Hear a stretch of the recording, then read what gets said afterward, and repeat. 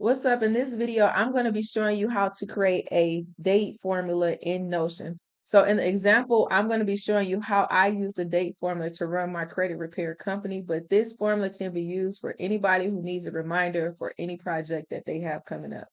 So right now we're looking at my credit repair dashboard at the pipeline, and then through this, through the information I add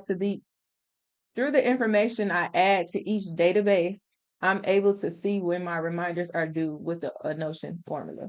So without any further ado, I'm going to show you how you can create those formulas.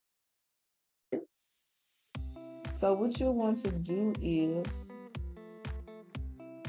right here is a property that is a date. It's just a regular date and it's titled their latest score. So that is just letting them know that this was the last day that we pulled their score. So let's say we pulled it today, and then a new score will be available in 30 days. It's automatically populated here.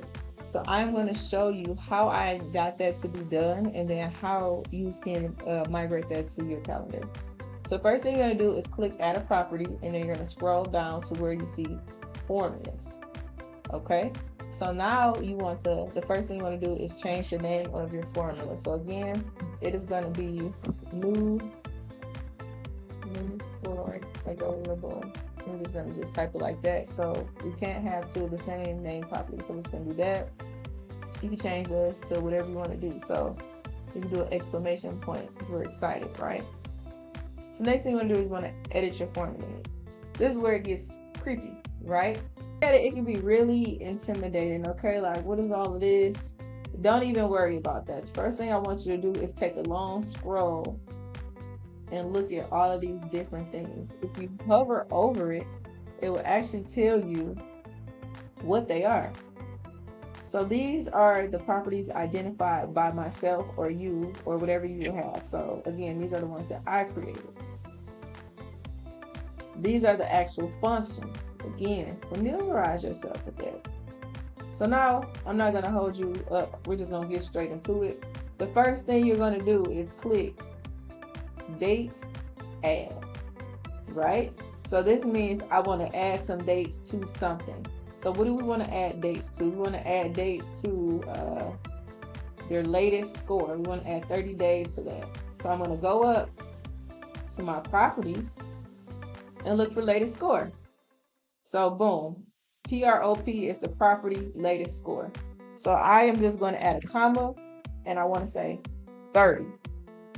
That's the measure of time, 30. What amount of time? We're going to say days. I just know from working with a lot of Excel that you need commas and quotation marks. So I just know that. I don't know why. Next thing you'll do is click the parentheses to end your formula, and click done. So after that, it automatically generates that for you. So boom, So I know the beginning was pretty long-winded, but this is where we get straight into it. It's self-explanatory here. So the next thing you want to do is you want to go back to your big repair dashboard. This is your personalized view.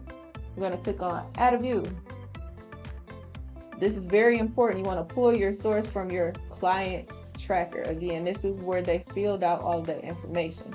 We're going to change it to a calendar, and then show calendar by, what was the new one we did? Newest score available. That's it. That is it. So again, we're showing the new score available. So right now we're in May. It won't be available till next month. And that's where you see them popping up right there. Me personally, I just like to hide this because I have multiple views available. And then you can scroll through your different views from here. I'm just gonna go ahead and delete that. If you got any questions, feel